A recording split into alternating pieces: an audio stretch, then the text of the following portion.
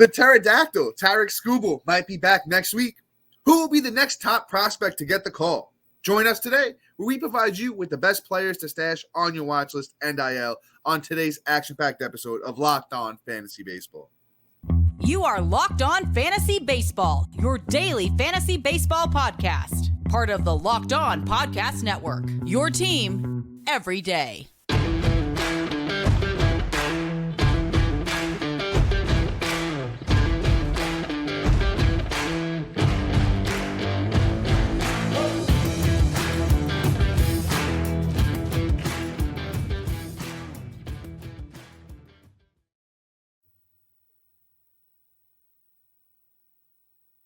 Fantasy Baseball podcast brought to you by the Locked On Sports Network, your team every day. As always, we're your number one source of fantasy baseball knowledge, and thank you for making us your first listen each and every day. As always, I'm your host, Dominic Martino, here with my brother, my co-host, my partner in crime, Matthew Aranda. Yo, what's good, guys? You can find us on all social media platforms and podcasting apps. And if you're listening on one like Apple or Spotify that allows 5-star ratings and reviews, we would truly, truly appreciate it if you could do that for us. Also, if you're watching on YouTube and you haven't already, hit the little bell below. It subscribes you to the channel. Also gives you a notification every time we drop a new episode. And once again, if you're watching on YouTube, please be sure to like and comment. And guys, lastly, but most importantly, if you haven't already, subscribe to us on Subtext. If you would like a more in-depth and personalized experience with Matt and I and Locked On Fantasy Baseball in general. Locked On Fantasy Baseball fans, as always, we have a fully loaded episode for you today, and let us be your team secret weapon as we provide you with the best players to stash on your watch list and IL. Matt, I know we got somebody up first that we've been talking about left and right, but I think he's going to be back sooner than later, so now's the time to add him. Yep, and sorry, guys, this isn't an episode of Jurassic Park, but we have to talk about the Pterodactyl himself, Mr. Tarik Skubal here. My guy, we've been talking about him, I think, almost every week on this episode just because, hey, we like the upside going into his return. My guy did his thing last year, came out, did 117 innings. He had 117 strikeouts. He had a 3.52 ERA and a 1.15 whip. I mean, those are solid numbers coming across him. Somebody that had a lot of upside and a lot of potential and has improved every year from 2020 with a 5 ERA to a 2021 season with 4.34 to a 2022 season of 3.52. Now, I don't think he'll be sub 2, but that would be it's sub 3, but that would be the trend of how his ERAs work. But I don't foresee that. I do see a good rest of season from the Pterodactyl himself, Mr. Skubal, because of the fact of just all his outlining stats here. My guy had the 3.52 ERA, but his FIP was a 2.96. And if you don't know, it's fielding independent pitching. So that just predicts his stats with an average defense versus his under average defense or his overperforming.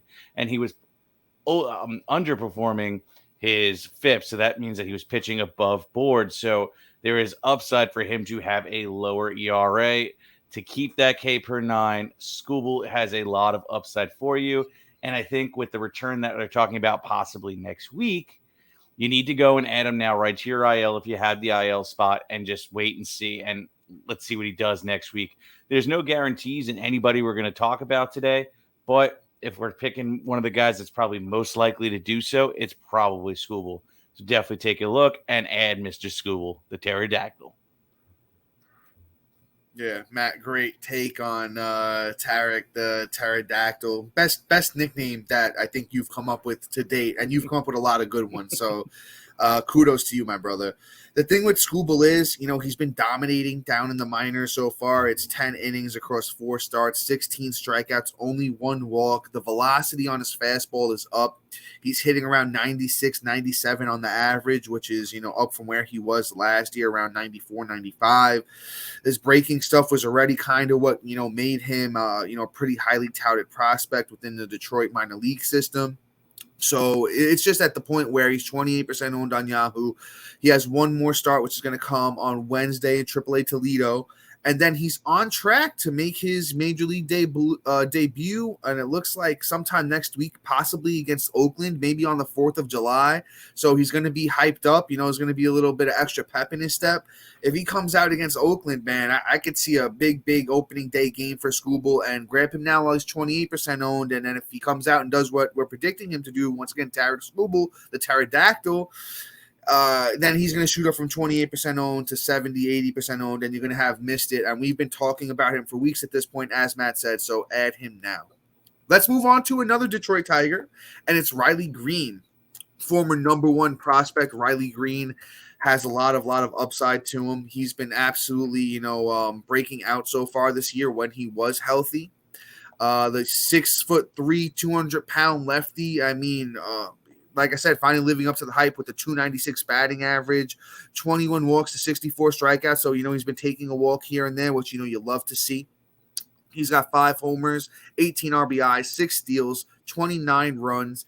And the kid's still only 22 years old, Riley Greene. He's got all the upside in the world. That 2021 minor league season kind of showed it, where he played 124 games, 485 at-bats, 95 runs, 25 doubles, 8 triples, 24 bombs, 84 RBIs, 16 steals, 301 batting average. The world is this kid's oyster, and I think Riley Greene, I believe he's supposed to be starting a minor league rehab assignment sooner than later, probably over the next week or two.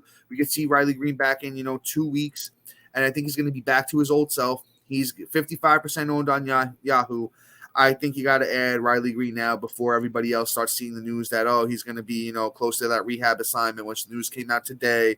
So grab Riley Greene now. Yeah, for sure. I like Mr. Riley Greene. The way he started off the season was encouraging. I hope that when he returns, he keeps right on it. There's a potential for him to have a slow start, which if he's owning your league and you would like to get him, he may be a nice buy low. If he's available, definitely add him. But let's move on. Dom, you did a great job. Let's talk about somebody I'm really not too sure what to do with. That's Mr. Chris Sale. Chris Sale hasn't been Chris Sale in quite some time now, but the upside is obviously pretty enticing, and hence why he's on this show, right? What Chris Sale has done throughout his whole career, being honestly one of the best pitchers in baseball for about almost a decade, if not a decade, is definitely worth an ad in my book. I'm not putting a guarantee. If you want to talk about the most riskiest ad on this whole entire list, Chris Sale is probably the most volatile and the most riskiest, just based off of the fact of all his outcomes.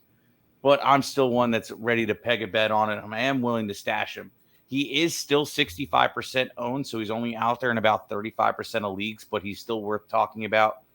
If you want to throw out an offer to probably scoop him up and package, get him in a package for a guy as just like a little chip in, why not? Hey, let's see what happens with Chris Sale, but I'm not running out there and going to get him. But if you feel like, you could kind of take the dead spot, hold the IL, you're in first or second, and you want to bolster that lineup of yours, Chris Sale may be the guy you want to target, because nobody's probably seeing it coming, or probably fatigued from having him over the last couple of years. So Chris Sale is a great target and a great stash if possible. Yeah, Matt, you kind of hit the nail on the head. It's a shot in the dark. It's a shot in the dark here with Chris Sale. But you know what? Sometimes when you take those shots, you make them. So if you want to take your shot, Chris Sale, I think, is the guy to do it on. It's just a shame that, he's become so injury prone over, the latter half of his career. It is a left shoulder injury. You never want to see that with pitchers. So, that is the downside. He did get transferred to the 60-day IL. I believe he can't return until August. So, you're going to be biding some time there with that. But let's talk about the upside here. Over Chris Sale's last 6 starts this year, he threw 36 innings, only 5 walks, 41 strikeouts, a 2.25 ERA, and a sub-1 whip, with batters hitting 191 against him. The old Chris Sale was back in action. He struggled through his, his first 5 starts, but as I mentioned, the last 6 were absolutely dominant. So As Matt said, 65% owned on Yahoo. I would, if you have the room on your IL, throw a very buy low offer at the owner. If he's out there in your league and you do have the spot on the IL, throw him on your IL for now. I have him stashed in a couple of leagues because it's a league winning play. It's a championship and every day or championship play. If he does come back, during the fantasy playoffs, he could take you to the promised land. But before we move on and talk about, somebody that I loved all, preseason and it just hasn't worked out from the Angels, we got a couple of top prospects we've been talking about for the last few weeks and a couple of other ones that you may not have heard of yet. But guys, real quick, for a championship team, it's all about making sure every player is the perfect fit. It's the same when it comes to your vehicle. Every part needs to fit just right. So the next time you need parts and accessories, head to eBay Motors. With eBay's guaranteed fit, you can be sure every part you need fits just right the first time around. Just add your ride to My Garage and look for the green check to know the part will fit or your money back. Because just like in sports, confidence is the name of the game when you shop eBay Motors. And with over 122 million parts to choose from, you'll be back in the game in no time. After all, it's easy to bring home a win when the right parts are guaranteed. Get the right parts, the right fit, and the right prices on ebaymotors.com. Let's ride. Eligible items only. Exclusions may apply. And everydayers and new listeners, we've got super exciting news for you regarding our podcast. Matt and I are thrilled to introduce our new campaign on the Subtext website, where we'll be offering a personalized and in-depth experience just for you. By subscribing to Locked On Fantasy Baseball on the Subtext website and becoming a member of the exclusive Everydayers Diamond Club, you'll gain unlimited direct access to us through one-on-one texting conversations. As part of the Diamond Club, you'll receive instant alerts and expert opinions on prospect call-ups, injuries, and detailed waiver wire recommendation. But that's not all. We'll also be promptly answering all your fantasy baseball questions, and we're here to talk to you about baseball whenever you want. Subscribing to our Subtext service will give you a significant advantage over your competition and greatly increase your chances of winning that Everydayers Championship. You can find the link to subscribe in the description of this video, podcast, and on our link tree, which is available in all of our social media bios. Don't miss out on this incredible opportunity. Sign up now for a free 14-day trial with Matt and I by your side. We'll help you bring home that coveted Everydayers Championship. Join us on Subtext today. All right, Matt, as you know, that is always just a lot for me. Why don't you grab this next guy for us? Got you, bro. All right, sir. Let's talk about Mr. Charlie Blackmon.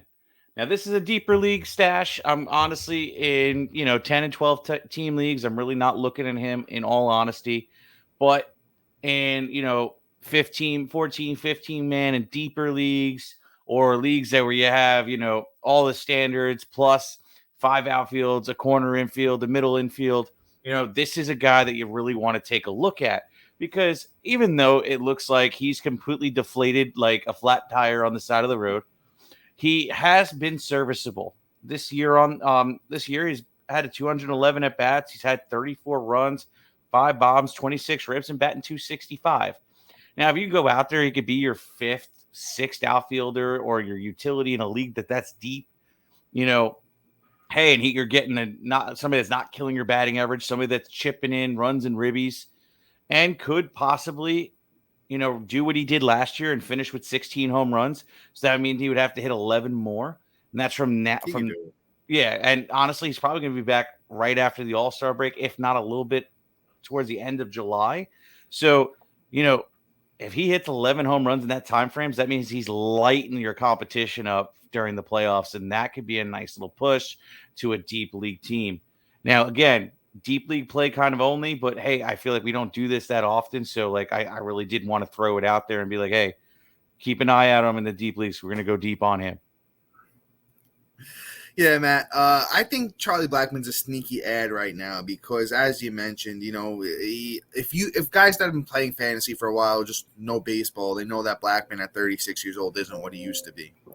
So right now is the time to take advantage. I think that Rockies team is getting healthier. I think KB's supposed to start a rehab assignment sooner than later. CJ Cron's on his way back. So with that team getting healthier and then Nolan Jones, Tovar, the rest of the lineup starting to heat up a little bit, Ryan McMahon, right there, that's, 6 guys I just named. That's actually a pretty solid lineup, playing half their games in cores. Blackmon's probably going to be near the top of that lineup. He's probably closer to a 270 batter than his career 296 mark. But you know what? The runs are going to be there. He might be able to chip in a little bit of steals still. The power is, at least serviceable. So as Matt mentioned, in your deeper leagues, give Charlie Blackmon a shot. But, did we say his ownership? 32% owned on Yahoo for Charlie Blackmon. So, but let's move on. Let's talk about, this one's kind of disappointing. I think I've had a lot of good calls this season, and this one kind of was just off the mark, and it's Anthony Rendon. The thing with Anthony Rendon is that he looked so good in spring training. He looked healthy. He was hitting the homers. He was driving in the ribbies, just doing everything that you would want Anthony Rendon to do, right? But now, kind of just had a bad start to the season, 248 batting average, 1 homer, 21 RBIs, 2 steals. The wrist injury, it's just really been a sad start to the year for Rendon. But when I hear wrist injury, I'm like, okay, maybe after spring training something happened, that wrist started bothering him, threw him off a little bit. So that could possibly be why the power isn't where it needed to be, and just kind of like, okay. But he's been hitting 4th in the lineup when he's healthy, Anthony Rendon once again. So I think if he could hit 4th in that lineup behind Trout, behind Ohtani potentially, that risk gets a little bit better. He's got, the rest of the season, he can hit you 15 bombs. I think that batting average comes a lot more than we would think, closer to his, career mark, which is, hold on, what is his career mark? Actually, I totally did not pull it up. Anthony Rendon's career mark for batting average is 284. So if he can get to around that 284 batting average with a little bit of power, the RBIs and the runs are going to be there for him, hitting 4th in that lineup. Give Anthony Rendon the shot. Maybe this is his last shot, but 27% owned on Yahoo. I don't think you can go wrong at this point. You cut him if he doesn't wind up panning out. Yeah, absolutely. He could be a low-key little clutch pickup. We love Anthony Rendon on this podcast. He's just, just as disappointing as, oh, you know what? That joke is not friendly. I'm just not going to make it. But I think Anthony Rendon Don't go for it. Yeah, no, I don't feel like upsetting anybody. Anthony Rendon is somebody I'm at least going to take a shot on. I'll do it in every league because, third baseman is kind of fugly. And you know what? Honestly, the way injuries are happening, he may be a nice ad. He should be returning soon. So just keep an eye out. And I'm not saying run and go stash him, but maybe when he gets the close to returning or final rehab game is labeled, then maybe you want to go scoop him up and just see what the possibilities may lie for Anthony Rendon. All right. Let's talk about a little bit more exciting people. Talk about some prospects. And let's kick it off with the most noteworthy prospect that everybody's been waiting for, and that's Mr. Christian Encarnacion-Strand. Man, his name is a mouthful and a half, just saying. Call him up. Yeah, please and thank you. Call him up. Quite honestly, with Baltimore calling up Westberg and Cincinnati Reds just like them in Baltimore just fighting who's going to bring up the better prospect this year and just like let's just roll them all out. He should be next. He should be the next guy at 6 foot, 224 pounds, which means he's a solid boy, perfect weight for that height. So he's, really, really great prototypical bat in my opinion.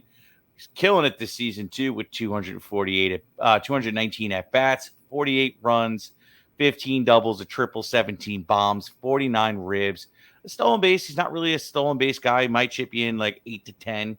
And he's batting really well at 329, has 25 walks to 57 strikeouts. So the kid does his job. And if you have OPS in your league, he's hitting about a 1.043. So, that's a really nice stat line for Christian Encarnacion-Strand. He is outrageous.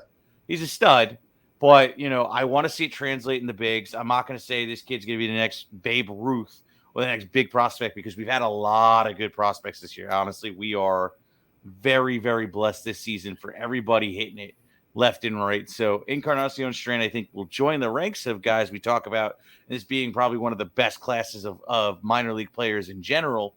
But, Encarnacion-Strand still has to do it before we can put him up there with the rest that's already made their mark in the league. Yeah, Matt. I'm super excited for Encarnacion-Strand. I think he's the most major league ready hitting prospect left down in the minors. The only thing that's, holding him back is Joey Votto just came back and Encarnacion-Strand plays first base. But I think there's a little bit of finagling that the Reds can do with their lineup. Votto's been playing first in DH. Spencer Steers at first. Ellie's got third. And just like last night, we lost Dom. So sorry, guys. You won't be able to hear his take, but hopefully he makes it back after this break. We have a pitcher from Baltimore, another young arm, a bunch of great guys going through. So just stay tuned, and hopefully Tom returns and his internet isn't killing us. All right, and we're back. Tom still hasn't made it back, but it is what it is. It seems like it's the Matt show again. At least we got it about halfway through this time. So let's keep it rolling. Here we go. So we're going to talk about Mr. Grayson Rodriguez. My guy had a terrible start to his major league career once he got the call. We posting up a 7.35 ERA and through 45 innings. Had 56 strikeouts. That's the only positive, noteworthy stat that he has in his big league debut, essentially. But since he's been sent down, he has done a course correct through 26 innings pitched. He does have a 2.73 ERA. He has 33 strikeouts, so it looks like he's returning to form. The whip is a little high at a 1.253, but hey, it is what it is. I say that if Grayson Rodriguez is out there and available in your leagues, you need to add him. If somebody's held on to him, you could attempt to try and sneak him into the back end of a trade, but I really don't foresee them trading him. But if he's out there, please do yourself a favor and add him, because I think Grayson Rodriguez is bound to bounce back. Quite honestly, Dom and I had him in our top 50 pitchers before he even, threw a lick of balls in the bigs. So Grayson Rodriguez 100% needs to be added in all leagues just to see what happens. There's no guarantees with any of these prospects we're talking about, but if we're placing bets, again, Grayson Rodriguez is somebody I'm going to plant my flag on and say, hey, he's one of the most likely guys to do it.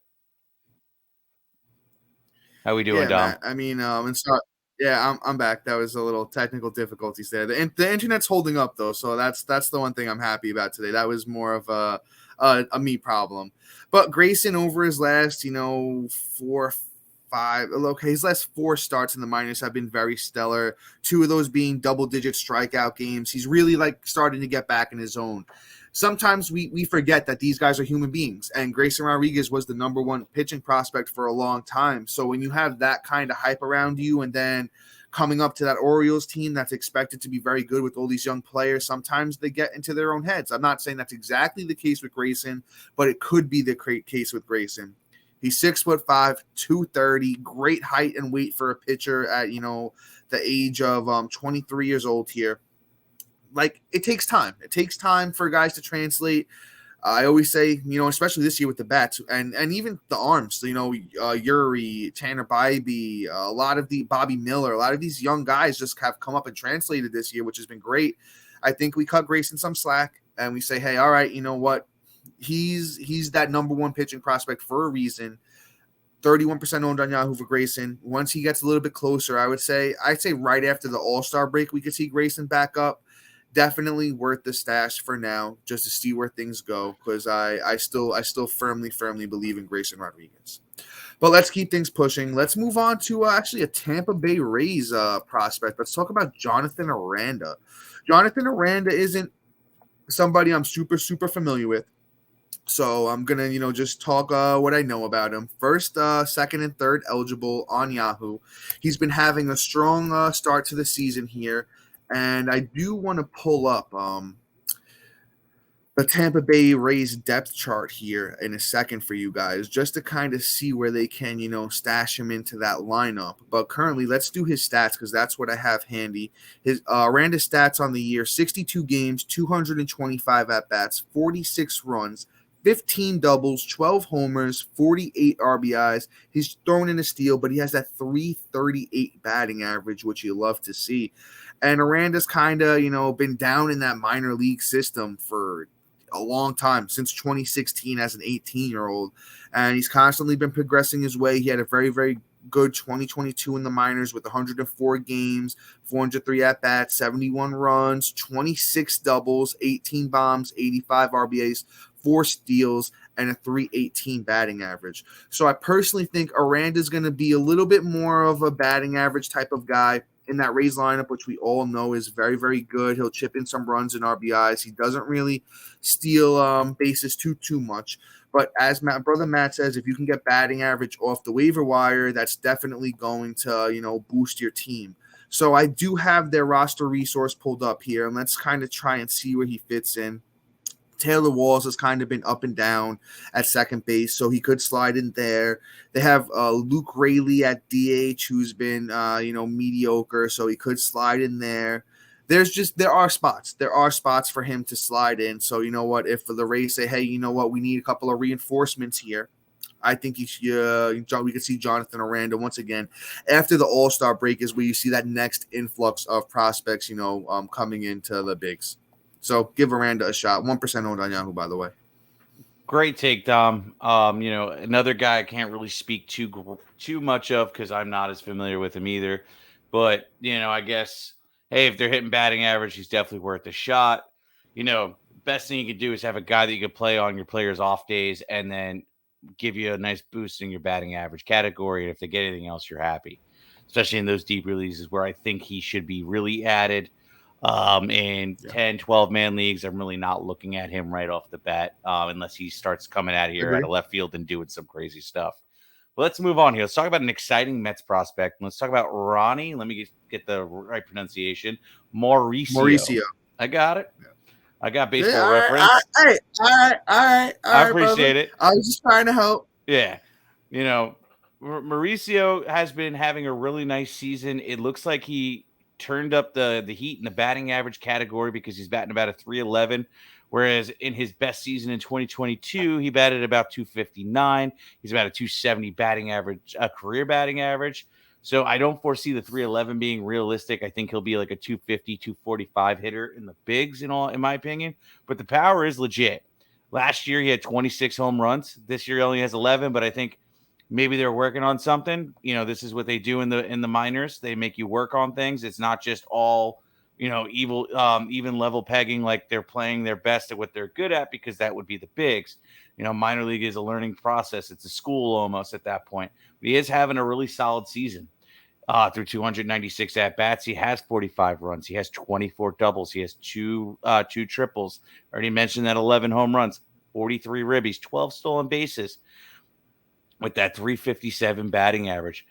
Mauricio can chip you in from stolen bases in 2022. It's not even really just a chip. He had 20 stolen bases.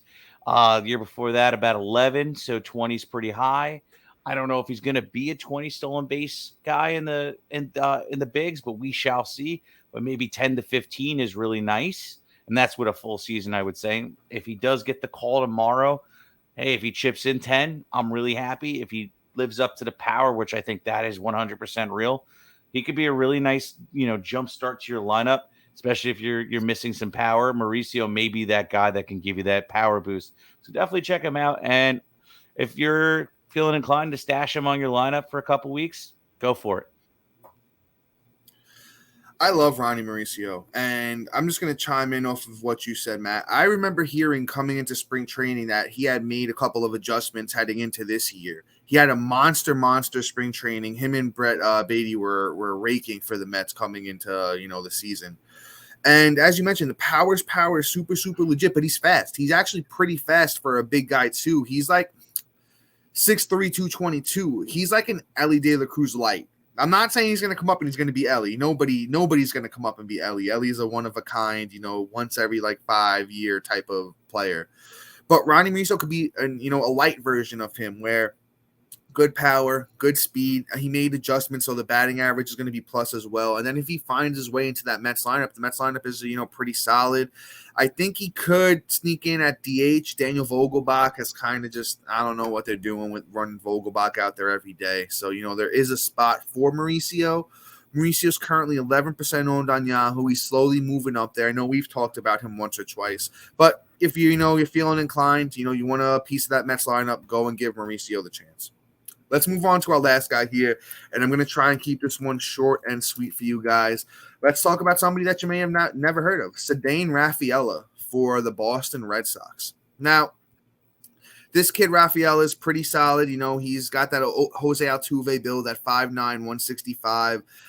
He's got a lot of speed. 30 steals this year, 294 batting average. Not going to hit you too many homers, 6 bombs, 40 runs, 37 RBIs. If, you know, you want to get somebody that could chip in that steals department, could possibly be up sooner than later. Guy plays outfield. He plays third. He plays short. I think you give Rafaela a chance, but not really too much to say about him here, except that he's pretty speedy. I do want to give you his ownership percentage on Yahoo before I turn it over to my brother Matt. We wrap things up. 1% on Yahoo for Ceddane Rafaela of the Boston Red Sox. Bro, I think you killed it, man. Let's just close this bad boy out. Yeah, and real quick, I did see an update here from today. Rafaela was just promoted to AAA, so we could see him sooner than we actually think. But guys, that is all for us today. Please be sure to like, subscribe, comment, rate, and review. And please check us out on Subtext, guys. You don't want to miss out on this experience. I know it's getting later in the season. You may think that all is lost. But when you have Matt and I by your side, if you're in the middle of the pack right now and you have that chance to make the jump, or even if you're a few games out, you know, of your playoffs, this is the chance where everyone's moving to football. You stay locked on here with fantasy baseball. Matt and I will help get you there. Subscribe to us on Subtext. If you have any questions, feel free to ask. We'll give you guys a link. And with that, you know, being said, make sure you tune in for a new episode tomorrow where we tell you the best players that you need to trade for and trade away. But until then, folks, peace.